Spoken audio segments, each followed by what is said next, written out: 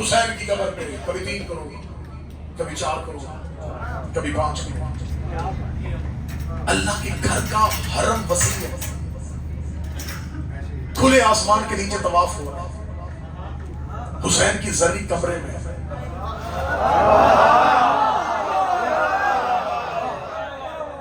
تمہاری آنکھوں کے منہ سے تمہاری گواہی سے پڑھنے لگے.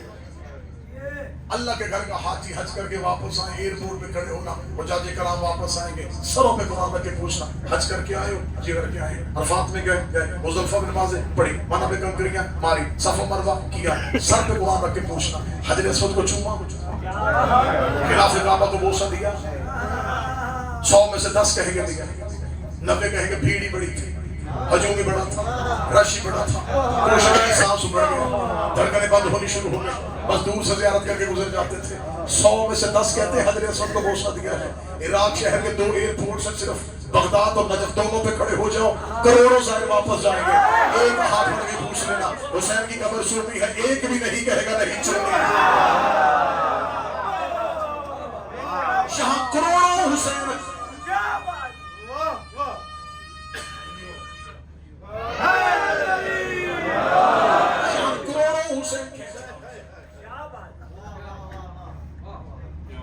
دیکھو نا، فضائی مناظر دیکھو اربعین کے جلوسوں کے، تو ایسے ہجوم ایک شہر میں آ رہا ہے، جو ہی شہر میں آتا ہے کوئی مٹھی میں بند کر لیتا.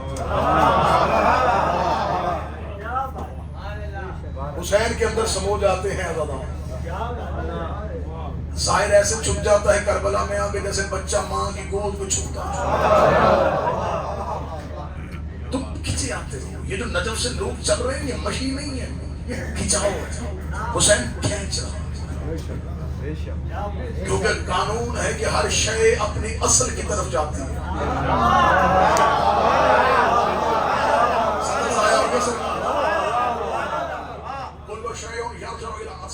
ہر چیز اپنے مرکز کی طرف پلٹے گی. ماچس کی تیلی جلاؤ، شعلہ اوپر جائے گا، کیوں؟ قرۂ نار اوپر. مٹی کا ڈھیلا ہوا میں اڑاؤ، نیچے آئے گا، قرۂ ارض نیچے. شے اپنے مرکز کی طرف پلٹتی ہے، ہر چیز اپنے مرکز کی طرف کھینچی چلی جاتی ہے. اب پتہ چلا کہ ہم کربلا کھینچے کیوں آتے ہیں. یہ لوگ چل نہیں رہے، حسین کھینچ رہے. کشش ہے حسین، طاقتور ترین کشش کا مالک حسین. اللہ کی کائنات میں کوئی اتنا پرکشش نہیں جتنا حسین. حسین ابن علی کھینچ رہا ہے، اور اگر کوئی کھینچے تو جیسے اس میں جذب کرنے کی صلاحیت ہوتی ہے، تو جسے کھینچے اس میں بھی انجذاب کی صلاحیت ہونی چاہیے. مقناطیس لوہے کو کھینچتا ہے. لوہے کا ذرہ رکھو، ساتھ قیمتی لکڑی کا ٹکڑا رکھو، مقناطیس قریب کرو، لوہا حرکت کر لے، لکڑی رہے گی. کیوں؟ لوہے میں انجذاب کی صلاحیت ہے، لکڑی میں تھی نہیں. جتنی بھی قیمتی ہو مقناطیس کے قریب جاتی ہے. لوہا جتنا بھی برا ہو مقناطیس کے ساتھ چپٹ جاتا ہے. ابھی پتہ نہیں چلا کہ ہر کوئی کربلا کیوں نہیں آتا.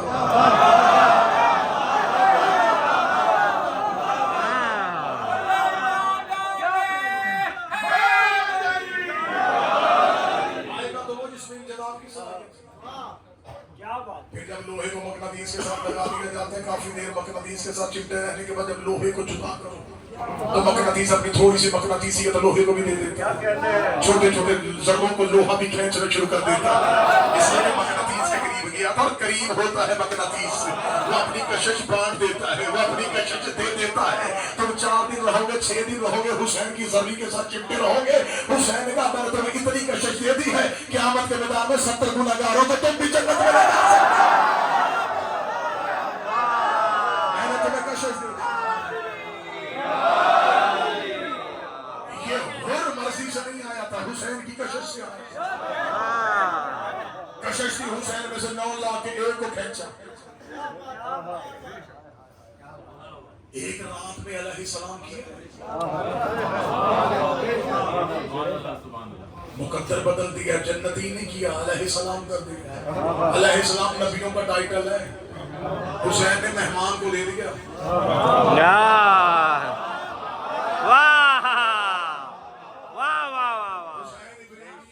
رات کے مہمان کو علیہ السلام بنا کے بتا دیا ہے زمانے کو حسین کتنا مہمان نواز ہے. ایک رات میں علیہ السلام, لمحوں میں علیہ السلام, یہ علیہ السلام مخلوق نہیں ٹائٹل دے سکتی, یہ اللہ دیتا ہے. علیہ السلام اللہ بناتا ہے. اللہ نے نبیوں کو بھی یہ عہدہ نہیں دیا, یہ اختیار نہیں دیا کہ تم علیہ السلام بناؤ. حتیٰ کہ سردار انبیاء سید الانبیاء جد الحسین رسول جناب مصطفیٰ حسنین کے نام رضی اللہ بناتے ہیں.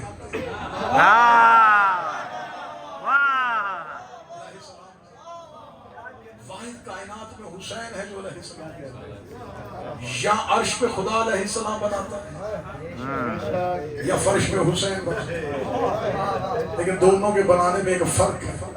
میں فرق بڑے دھیمے سے پڑھوں گا, بڑے دھیرے سے پڑھوں گا. اس نے علیہ السلاموں میں سے ایک لانتی کیا تھا, اس نے لانتیوں میں سے ایک علیہ السلام.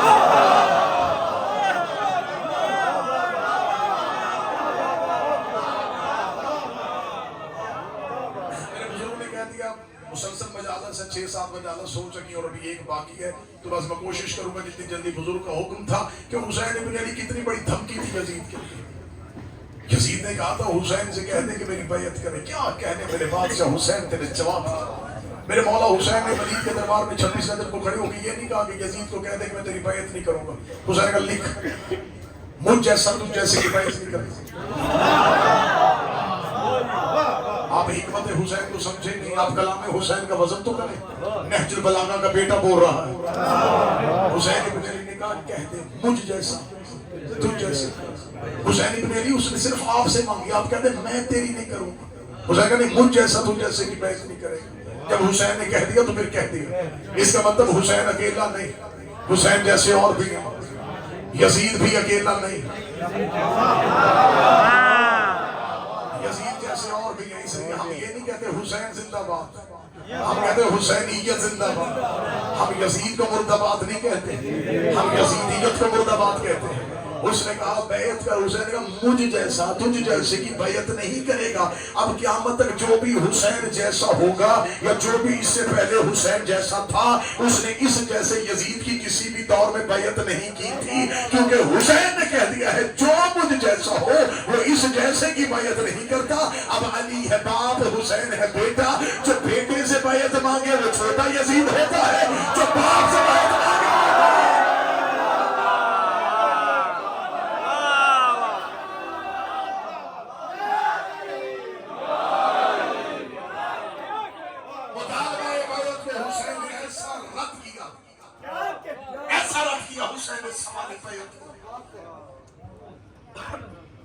کروڑوں لوگوں نے یزید کی بیعت کر لی تھی. اسے اکیلے حسین کے ہاتھ کی ضرورت کیا تھی. یزید جیسے ملاؤں کو بھی پتا تھا ان کروڑوں میں حسین کے ہاتھ جیسا ایک بھی نہیں, کیونکہ وہ خلیفۃ المسلمین نہیں بننا چاہتا تھا, وہ بانی شریعت بننا چاہتا تھا. وہ شریعت میں تبدیلی کرنا چاہتا تھا. شریعت میں تبدیلی کرنے کے لیے شریعت کے وارث کا ہاتھ چاہیے تھا. حسین ابن علی نے کیا کہا؟ حسین ابن علی سے اس نے کہا یا سر دے یا بیعت, یا ہاتھ یا سر. اتنا کریم ہے. یزید نے بھی 2 چیزوں میں سے ایک مانگی, اس نے اس سے بھی خالی نہیں بھیجا. یا ہاتھ دے دے یا سر دے دے. حسین نے کہا ہاتھ تو نہیں دوں گا, کیونکہ ہاتھ میرا نہیں ہے, انبیاء کا ہے. اس نے کہا پھر سر حسین اتاروں گا. اس نے سمجھا سر حسین اتار دیا اور کاٹ دیا. نیزے کی نوک پہ جا کے حسین کے سر میں قرآن پڑھنا شروع کر دیا. 9 لاکھ سوچ رہے تھے کہ کٹا کیا ہے, یہ دھڑ سے جدا ہو کے بھی قرآن پڑھا. قبول اس لیے نیزے کی نوک کی اس نے. میرا کٹا ہوا سر بھی دشمنوں سے پست ہو, وہ دشمنوں سے بھی ہو کے بلند کہتا رہا حسین ہوتا ہی وہ ہے جسے شکست. گزر گیا 40 کا دن. جس مقصد کے لیے آئے تھے وہ مقصد گزر گیا. زندگی باقی, حسین سے ملاقات باقی. روتے روتے گزارتے ہیں, ظاہری لیے آتے ہیں. 40 گزر گیا, بس چھوڑ دینا. 40 گزر گیا. روتے ہوئے حسین کے عزاداروں نے حسین کے شہر میں ماتم کیا. اب مشکل ترین مرحلہ جو تم پہ آئے گا وہ تمہیں ابھی سنا دیتا ہوں. ذہن کی طرف جو مشکل وقت حسین کے ظاہر پہ آئے گا وہ بھی سنا دے. 4 راتیں رہے، 6 راتیں رہے، 10 راتیں رہے، حسین کے مہمان بنے رہے. مقصد تھا 40. ماتم ہو گیا، گریہ ہو گیا، زیارت پڑھی گئی، عبادت ہو گئی. اب تم پہ مشکل ترین مرحلہ جب آئے گا جب تم قبر حسین کو آخری بار دیکھو. سب سے مشکل وقت ہوتا ہے ظاہر کا حسین کی الوداعی زیارت. زیارت ودا بڑی مشکل زیارت. کئی راتیں حسین کے شہر میں رہنے والے جب الوداعی زیارت کے لیے جاتے ہیں مڑ مڑ کے حسین کی قبر کو دیکھتے ہیں.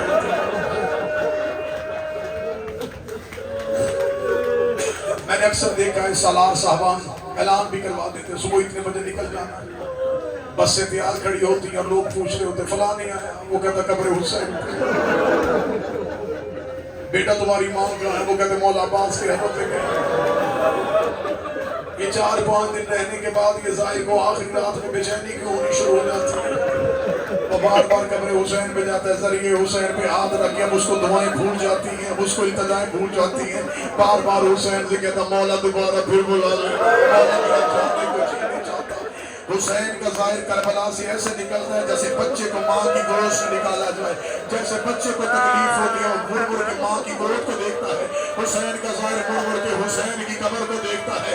اب میں ماتم والا جملہ پڑھنے لگا اور تمہیں ماتم کا حق ادا کرنا ہے. 1400 سال کے بعد حسین کا ایک گنہگار عزادار حسین کی قبر سے جانا نہیں چاہتا. 11 محرم کو سگی بہن بنے ہاتھوں سے حسین کی لاش کے قریب سے گزری، رو کے کہتی حسین میرا جی نہیں چاہتا. حسین میں تجھے بغیر کفن کے چھوڑ کے جا رہی ہوں. حسین میں تجھے بغیر کفن کے چھوڑ کے جا رہی ہوں. حسین میرا جی چاہتا میں 40 دن تیری لاش سے بیٹھتی. سکون سے گئی تھی بہنیں نہیں. تمہارے لیے کتنا مشکل ہے قبر حسین کو چھوڑنا. اور ابھی یہ حرم ہے، یہ روضہ حسین. چلو بہن گئی، بھائی بغیر کفن کے تھا.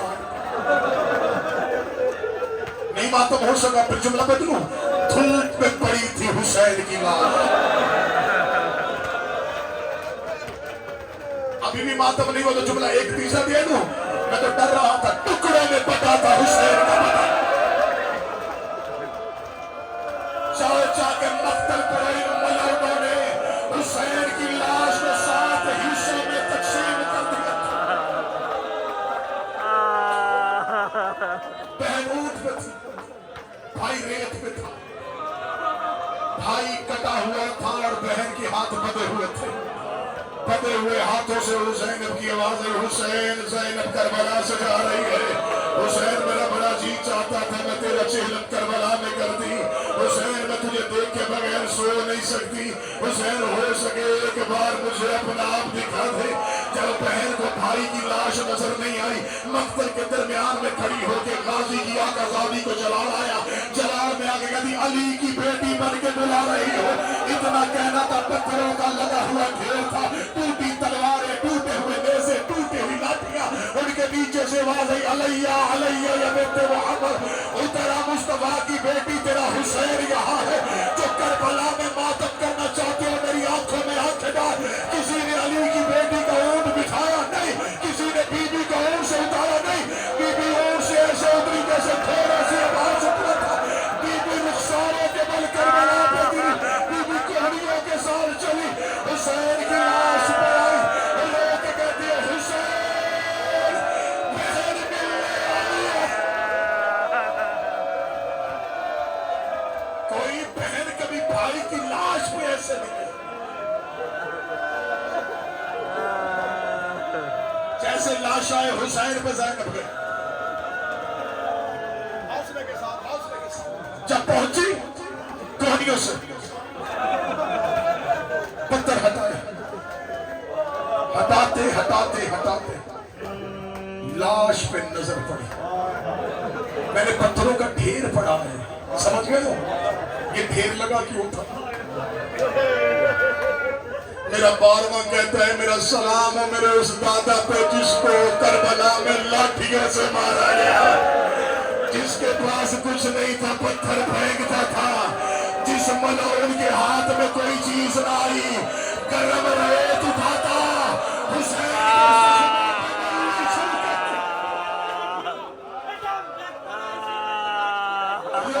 ज़ैनब की औलाद है, हुसैन बहन मिलने को नहीं आई है। बहन को भाई की लाश नजर आई लेकिन सर नजर नहीं आया।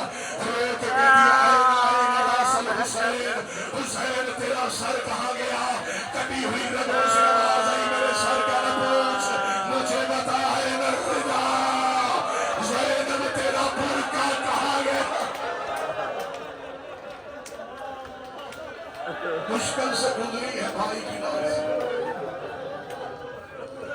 ज़ियारत करने के लिए जाओ कब्र हुसैन पे, मिन्नत करके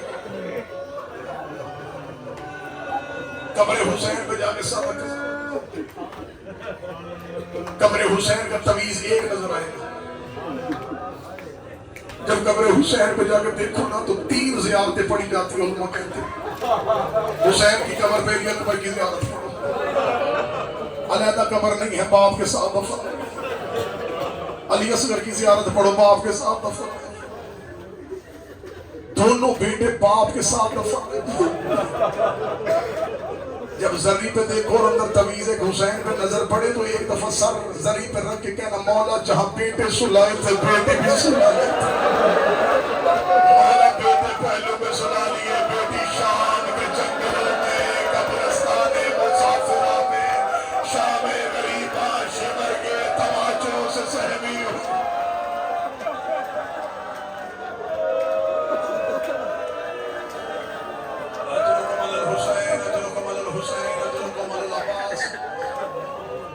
इंशाअल्लाह कल रात ठीक 10:30 बजे हर में अब्बास पे मिंबर रईसी पे मौला अब्बास का घोड़े से गिरना पड़ेगा।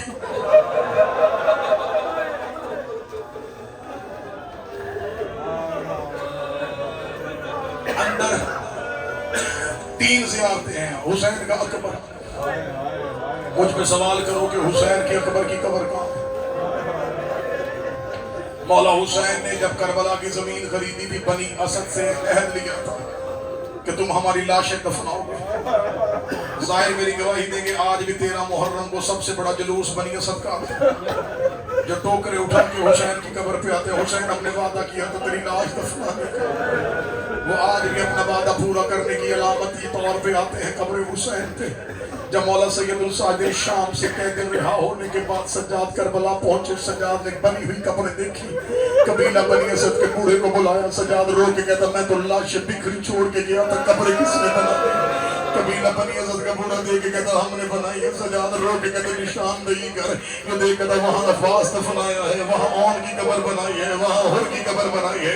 हुसैन रो के कहते, सज्जाद कहते, मैं यहाँ अपना एक जवान भाई छोड़ के गया था, मुझे मेरे अकबर की कब्र नजर नहीं आ रही। जब कहना मुझे अकबर की कब्र नजर नहीं आ रही, कबीला बनी असद का बूढ़ा सज्जाद के कदमों में बैठा रो कहता, हुसैन का बेटा तेरी गैरत की कसम है, हमने अकबर की कब्र अलहदा बनाने की बड़ी कोशिश की है। हम अकबर का लाशा उठाते थे, हुसैन का लाशा बेटे की लाश ऊपर आ जाता था, हम बार बार जुदा करते थे। हुसैन बेटे की लाश को जुदा नहीं होने देता था। हमने अकबर को बाप के साथ दफना दिया है, हमने अकबर को बाप के साथ दफना दिया है। इतना जुमला सुनना था, सजाद रो रहे थे। कबीला बनी असद का बूढ़ा कहता, हुसैन का बेटा तू साल बाद आया है, मैंने तुझसे एक सवाल करना है, वो मैंने छुपाया हुआ किसी से नहीं पूछा, तू बता सकता है?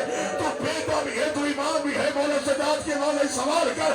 रोगी कह लगा, जब हम तेरे बाबे को दफना रहे थे, तेरे बाबा हुसैन के सीने पे गोश्त का टुकड़ा लगा हुआ था, वो हमने जुदा नहीं किया। सजाद रोगी कहते, वो गोश्त का टुकड़ा नहीं था, वो मेरे असगर का लाश था, जो मेरे बाप के सीने पे।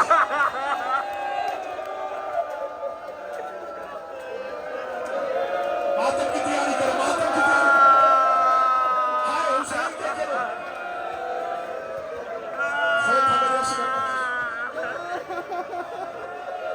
रवायात कहती है जब बवाली लाश होने लगी, जब लाशों की बवाली होने लगी तो हुसैन की लाश असगर की लाश के ऊपर आ गई। अब मैं बात खोल नहीं सकता, मैं इशारा करके समझा दूंगा, इशारे से समझ लेना, तो गरीब का वास। जब लाशों की बवाली होने लगी, असगर की लाश के ऊपर से घोड़े दौड़े, असगर बाप के सीने के अंदर चला गया।